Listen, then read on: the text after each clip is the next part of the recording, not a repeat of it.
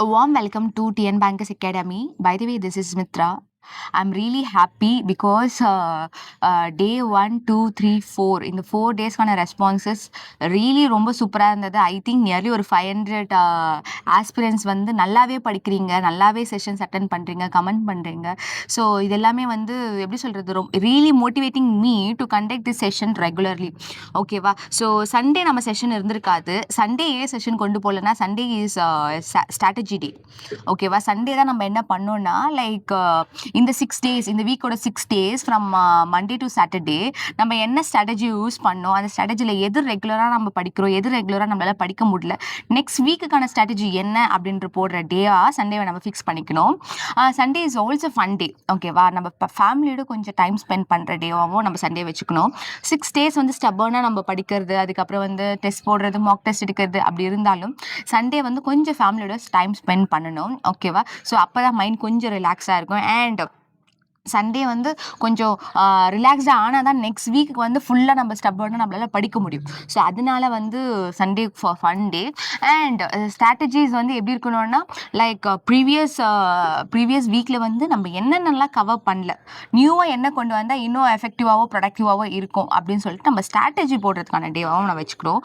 But still Sunday வந்து ஒரு 5 to 6 hours படிக்கலாம்.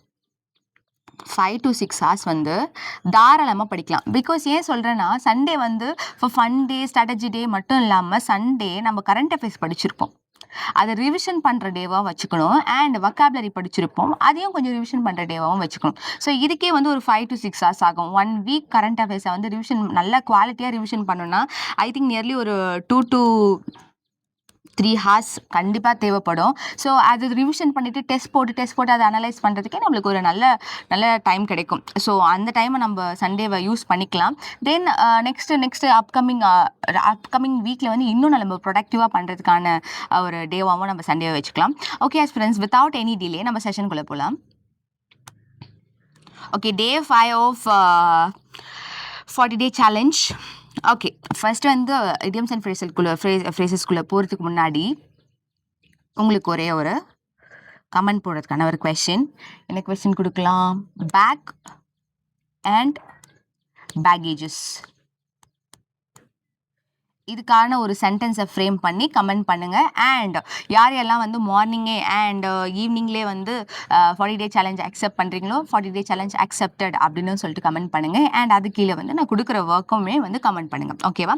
Okay, first beat around the bush. Beat around the புஷ்னா ரூமாக பேசுவாங்கல்ல, லைக் பின்னாடி பேசுவாங்க அப்படி சொல்லுவாங்கல்ல. ஸோ அதுதான் வந்து என்ன சொல்லுவாங்கன்னா, beat about the bush, to talk in a roundabout. அதாவது வந்து பின்னாடி பேசுறது, டைரெக்டாக வந்து பேச மாட்டாங்க, இன்டைரக்டாக பின்னாடி எல்லாருக்கிட்ட பேசிகிட்டு இருப்பாங்க. எக்ஸாம்பிளோட பார்ப்போம். If you want to ask me just ask, don't beat around the bush. சுற்றி வளைத்து பேசுவாங்க அப்படி சொல்லுவாங்கல்ல. ஸோ அதுதான் வந்து என்னென்னா beat around the bush. Beat black and blue. ஓகேவா? நம்ம வந்து ஸ்கூலில் ஃபெயில் ஆகிட்டோம்னா நம்மளுக்கு இதுதான் நடக்கும். Like beat black and blue, beat mercilessly. So அந்தளவுக்கு நமக்குலாம் அடி விழும். வாங்கினவங்க வாங்குவீங்க, ஒரு சிலர்லாம் வாங்க மாட்டீங்க, பெட்டாக இருப்பீங்க. பட் ஸ்டில் நிறைய பேருக்கு வந்து இந்த பீட் black and blue தான். Beat mercilessly. The dog had been beaten black and blue by his owners and then left on the street to die. ஓகேங்களா? சாகுற அளவுக்கு அடிக்கிறது தான் வந்து என்னன்னா beat black and blue. Next, beat the record. To do better than ever before. Beat the record, இது பார்த்தோன்னே நமக்கு தெரிஞ்சது முன்னாடி இருந்ததை வந்து நம்ம பிரேக் பண்ணி ஒரு நியூ ரெக்கார்டு இது பண்ணுறது தான். If he eat 1 more hot dogs he going to break the record. அதாவது 1 more hot dogs சாப்பிட்டா அவர் வந்து ஒரு நியூ ரெக்கார்டை படைப்பார் அப்படின்ற meaning. Next, beat hollow. To defeat someone easily and by a large amount.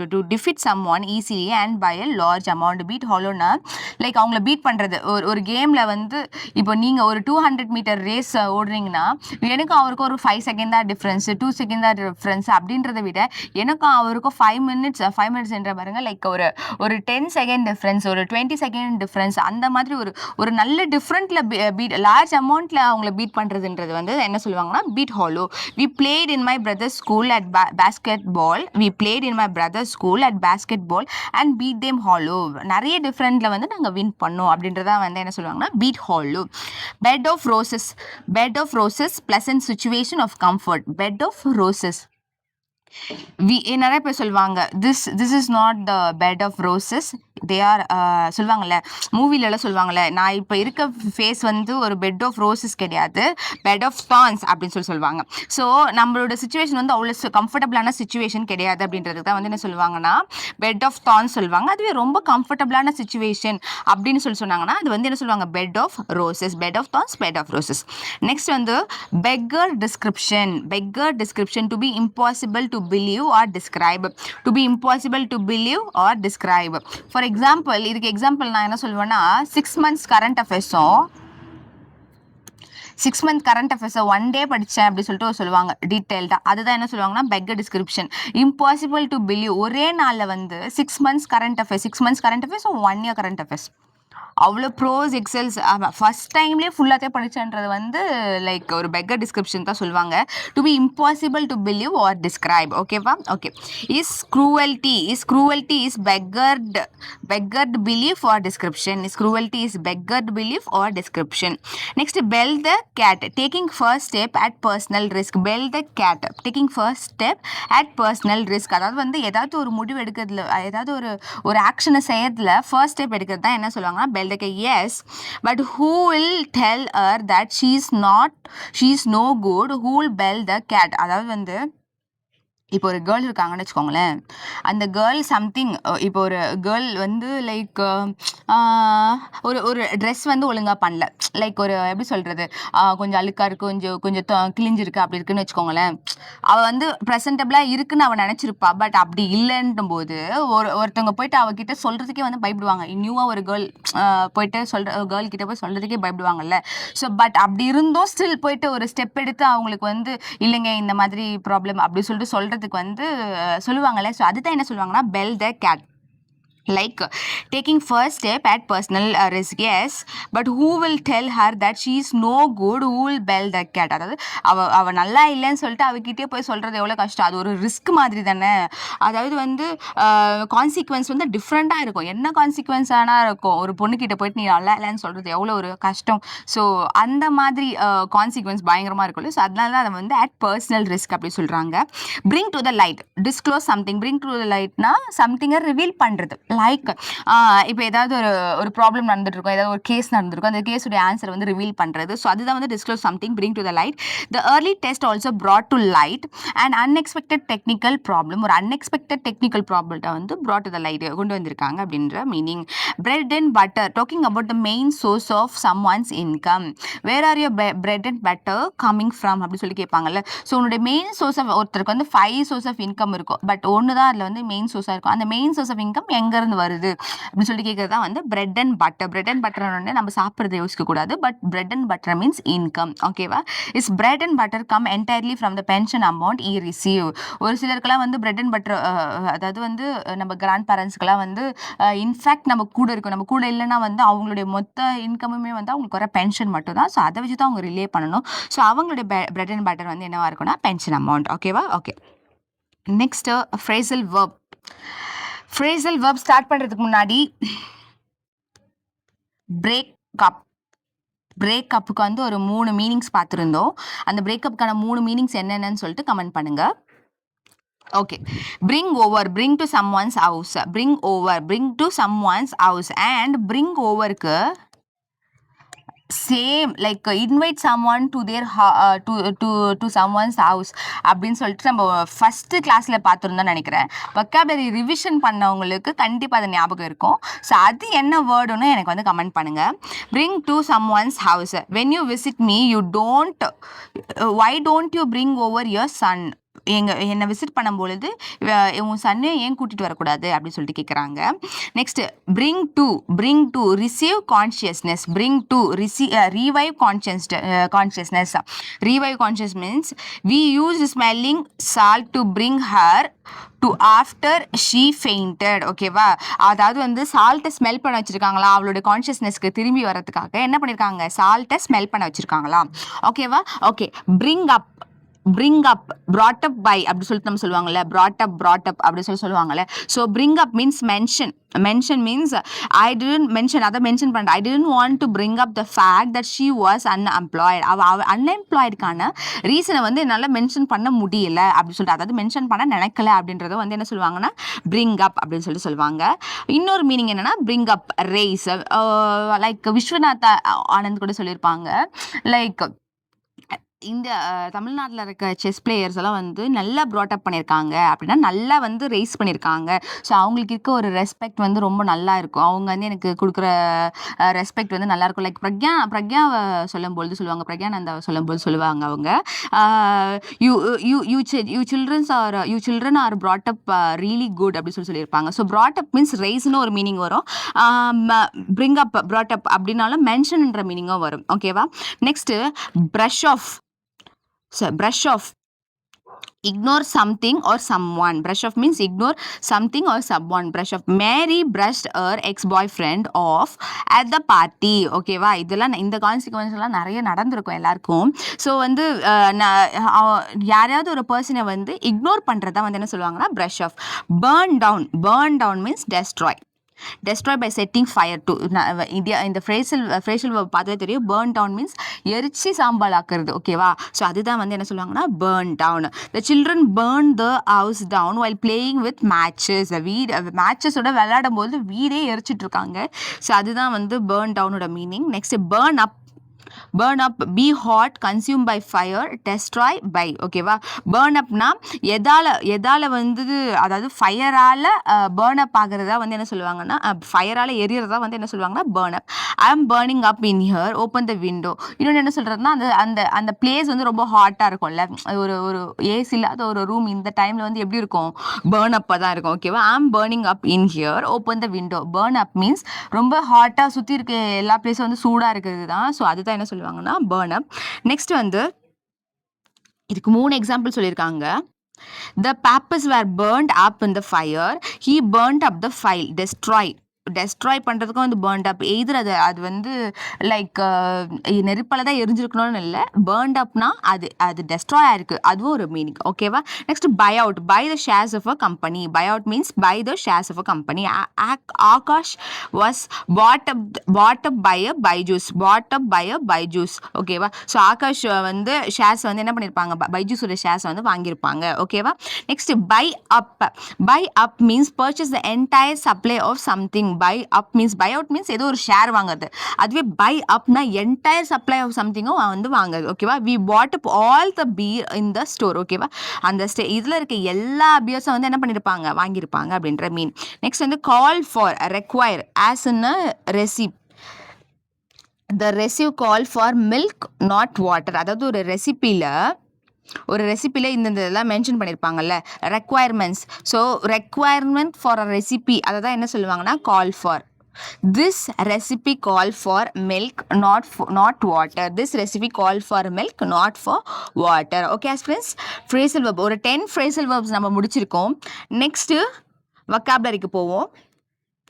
vocabulary start பண்ணுறதுக்கு முன்னாடி எனக்கு ad hoc அதுக்கான சென்டென்ஸை ஃப்ரேம் பண்ணி கொடுங்க. ஓகேவா?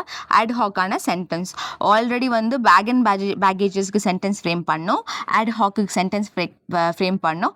பிரேக்கப்கான 3 மீனிங் வந்து என்ன பண்ணோம், எனக்கு கமெண்ட் பண்ணோம். Okay aspirants? Okay. Reassurance, the action of removing someone's doubts of fear. ஓகேவா? சம்ஒன் வந்து டவுட் ஆஃப் ஃபியரில் இருப்பாங்க. ஸோ அதை வந்து ரிமூவ் பண்ணுறது. அண்ட் வொக்காபுலரிக்கான சென்டென்சஸ் நான் தரேன்னு சொல்லியிருக்கேன்ல. Okay, sentences.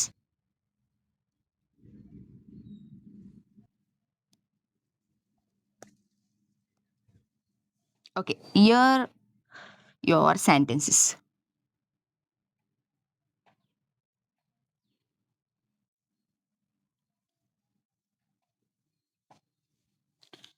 Okay. Reassurance means the action of removing someone's doubt or fear, ஓகேவா. her teacher's kind words gave a reassurance before the exam, ஓகேவா. ஸ்டூடெண்ட்ஸ் வந்து ரொம்ப டவுட் அண்ட் ஃபியர்ல எக்ஸாம், பப்ளிக் எக்ஸாம் போகிற ஸ்டூடெண்ட்டுடைய நிலைமையில யோசிச்சு பாருங்க, ரொம்ப டவுட் அண்ட் ஃபியரோட இருப்பாங்க. அப்போ டீச்சர்ஸ் தான் வந்து என்ன பண்ணுவாங்க, ரீஅஷூர் பண்ணுவாங்க. டீச்சர்ஸ் அப்போ அந்த டைமில் பண்ணுறது என்ன, ரீஅஷூர். அவங்களுடைய டவுட் அண்ட் ஃபியரை வந்து ரிமூவ் பண்ணுறது என்னன்னா ரீஅஷூரன்ஸ். நெக்ஸ்ட் வந்து derailed, abstract a process by diverting it from its intended course. அதாவது வந்து ஒரு ப்ராசஸ் வந்து நார்மலாக நடக்கும், பட் அதை வந்து என்ன பண்ணுவாங்க, அப்ஸ்ட்ரக்ட் பண்ணுவாங்க. அப்ஸ்ட்ரக்ட் மீன்ஸ் சம்திங், அதை வந்து என்ன சொல்கிறது, டிலே பண்ணுறது, இல்லை வந்து அதுக்கு ஒரு தடையாக நிற்கிறதா என்ன சொல்லுவாங்க, அப்ஸ்ட்ரக்ட் பண்ணுவாங்க. டெரைல்னா ஒரு ப்ராசஸ் நடக்கும் பொழுது அதை வேற எங்காவது டைவர்ட் பண்ணி கொண்டு போகிறது, இல்லை அந்த ப்ராசஸ் நடக்க விடாமல் பண்ணுறதா வந்து என்ன சொல்லுவாங்க, டெரைல். ஹீ டெரைல்டு மை ப்ராசஸ் அப்படின்னு சொல்லுவாங்க. த சடன் பவர் கட் டெரைல்டு ஒரு ஆன்லைன் கிளாஸஸ். அதாவது வந்து நம்ம பவர் கட்டை என்ன பண்ணுறோம், நம்ம ஆன்லைன் கிளாஸஸ் எல்லாத்தையுமே வந்து அப்ஸ்ட்ரக்ட் பண்ணோம், டெரைல் பண்ணோம் அப்படி சொல்லுவாங்க. Modelled on, to be based on the design of something else, ஓகேவா. Modelled on, the new syllabus is modelled on international education standard. அதாவது இதை பேஸாக வச்சு தான் அதை மாடல் பண்ணியிருப்பாங்க அப்படின்றத என்ன சொல்லுவாங்கன்னா மாடல்டு ஆன். நெக்ஸ்ட் வந்து abdicate, fail to fulfill or undertake a responsibility or duty, ஓகேவா. இப்போ நம்ம ஒழுங்காக படிக்கலைன்னா அதுதான் என்ன சொல்லுவாங்கன்னா அப்டிகேஷன் சொல்லுவாங்க. நம்ம வந்து நம்ம பேரண்ட்ஸ் வந்து ப்ராமிஸ் பண்ணியிருப்போம், நம்மளுக்கே நம்ம ப்ராமிஸ் பண்ணியிருப்போம், ஒழுங்காக படிப்போம், ஒழுங்காக இது பண்ணுவோம் அப்படின்னு சொல்லிட்டு, ஒழுங்காக இது பண்ணுவோம், ஒழுங்காக டெஸ்ட் எடுப்போம், இந்த இயர் எக்ஸாம் கிளியர் பண்ணுவோம், கிராக் பண்ணுவோம்னு சொல்லிட்டு நம்மளும் ப்ராமிசஸ் கொடுத்துருப்போம். பட் நம்ம ஒழுங்காக படிக்கலைன்னா இது எல்லாமே வந்து என்ன சொல்லுவாங்க, அப்டிகேட்னு சொல்லுவாங்க. ஒழுங்காக படிக்கலைன்னா அவ்வளோதான், நம்மளை என்ன பண்ணிக்கிறோம், அப்டிகேஷன் பண்ணுறோம், ஓகேவா. He refuse to abdicate is responsibilities during the project, ஓகேவா. அவருடைய ரெஸ்பான்சிபிலிட்டிஸை வந்து அவர் ரெஃப்யூஸ் பண்ணி அந்த ப்ராஜெக்டை வந்து இது பண்ணுறாரு, ரெஸ்பான்சிபிள் இல்லாமல் நடந்துக்கிறார் அப்படின்றாங்க.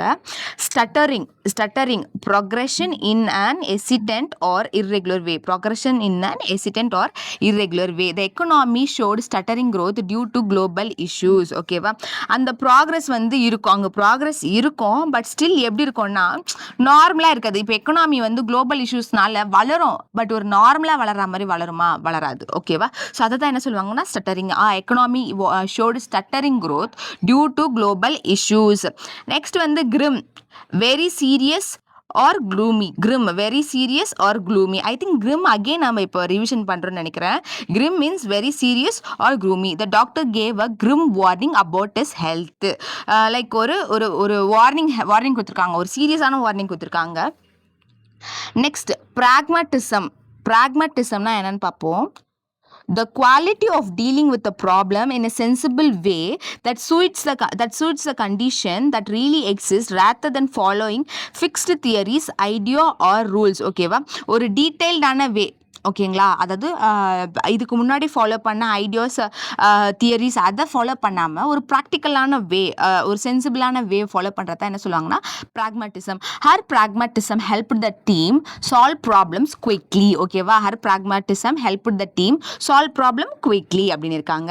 ஸோ நெக்ஸ்ட் வந்து averted, turn away one's eyes or thoughts, ஓகேவா. அவர்டட் மீன்ஸ் டைவர்டட், ஓகேவா. நம்ம ஒன்று பார்த்துட்டே இருப்போம், இல்லை ஒன்று பற்றி நினச்சிட்டே இருப்போம், டக்குன்னு என்ன பண்ணுவோம், டைவர்ட் ஆகும். அதுதான் என்ன சொல்லுவாங்கன்னா averted. The driver averted his eyes to avoid the bright headlights, ஓகேவா. ஆப்போசிட்ல வரும்போது கரெக்டாக வேணும்ட்டே ஹெட்லைட் டார்க்காக வச்சுட்டு வருவாங்க சிலர்லாம். ஸோ என்ன பண்ணுவாங்கன்னா ஐஸ் வந்து ஒரு சைடாக அவாய்ட் பண்ணிட்டு டிரைவர் வந்து ட்ரைவ் பண்ணாங்க அப்படின்னாங்க. நெக்ஸ்ட் இன்எவிட்டபிள் நம்ம நிறைய வாட்டி பார்த்துருப்போம், லைக் பேசேஜஸ்ல பார்த்துருப்போம், மீனிங் லைக் ஃபில்லர்ஸ்லையும் பார்த்துருப்போம் நிறைய வாட்டி. இன்எவிட்டபிள்னா unable to avoided, evaded or escape. Unable to avoid, very very important. With hard work success become inevitable. இது ரியலான ஒரு true fact. With heart works success become inevitable. அதாவது அன்அவாய்டபிள், அன்எவேடட், அன்எஸ்கேப்ட், ஓகேவா. ஹார்ட் ஒர்க் மட்டும் போட்டோன்னா success கண்டிப்பாக நம்மளை தேடி வரும், ஓகேவா. Next procurement. It is the act of obtaining goods. Procurement, it is the act of obtaining goods or services typically for business purpose. Procurement means கொள்முதல் சொல்லுவாங்கல்ல. Government has procured this ton of what, urea, this ton of something அப்படின்னு சொல்லுவாங்க, from Germany, from Spain அப்படிலாம் சொல்லுவாங்கல்ல. So procurement means கொள்முதல். The company handled the procurement of raw material efficiently. அதாவது கொள்முதல் பண்ண ரா மெட்டீரியல்ஸ் வந்து கம்பெனி வந்து நல்ல எஃபிஷியண்டாக என்ன பண்ணாங்க, ஹேண்டில் பண்ணாங்க அப்படின்னு சொல்கிறாங்க. ஓகே ஆஸ்பிரன்ஸ், வொக்காபுலரியோட 10 வொக்காபுலரி நம்ம பார்த்தாச்சு. 10 phrasal verbs, 10 10 idioms and phrases எல்லாமே பார்த்தாச்சு. இன்னைக்கான டேக்கான எல்லாமே பார்த்தாச்சு. நான் இந்த டே 5 சேலஞ்சுக்கான வேர்ட்ஸ் எல்லாமே கொடுத்தாச்சு. அதை டே 5 சேலஞ்ச் அக்செப்டட் அண்ட் கொடுத்த வேர்டு எல்லாத்தையுமே வந்து கமெண்ட்டில் என்ன மாதிரி சொன்னோன்னா அந்த மாதிரி ஃப்ரேம் பண்ணி கொடுங்க. ஓகேவா friends? Okay, congratulation to every one. இன்னைக்கு டே 5 ஆஃப் அவர் இங்கிலீஷ் செஷன். இதே மாதிரி ஸ்டேபிளான ஸ்டேட் ஆஃப் மைண்டில் என்ன பண்ணுங்கன்னா ட்ராவல் பண்ணுங்கள். டெய்லி ஏதாவது ஒரு ஸ்ட்ராட்டஜி போட்டு அதாவது கரெக்டான ஸ்ட்ராட்டஜி போடுங்க, கரெக்டாக படிங்க. இன்ஃபேக்ட் ஸ்ட்ராட்டஜியில் ஏதாவது மிஸ்டேக் இருந்தால் அதை நெக்ஸ்ட் டேவே கரெக்ட் பண்ணி கரெக்டாக படிங்க. Okay experience, thank you for your support, thank you for every thing. ஓகேவா? ஸ்டெடியாக படிங்க, கமெண்ட் பண்ணுங்கள். உங்களுக்கு ஏதாவது டவுட்ஸ் இருந்தால் கமெண்ட் பண்ணுங்கள். இல்லை எனக்கு வேறு மாதிரி கொண்டு வாங்க அப்படின்னாலும் கமெண்ட் பண்ணுங்கள். வேறு ஏதாவது செஷன் கொண்டு வரதுனாலும் கமெண்ட் பண்ணுங்கள். கண்டிப்பாக அதை இம்ப்ளிமெண்ட் பண்ணலாம். Thank you experience, thank you for your support.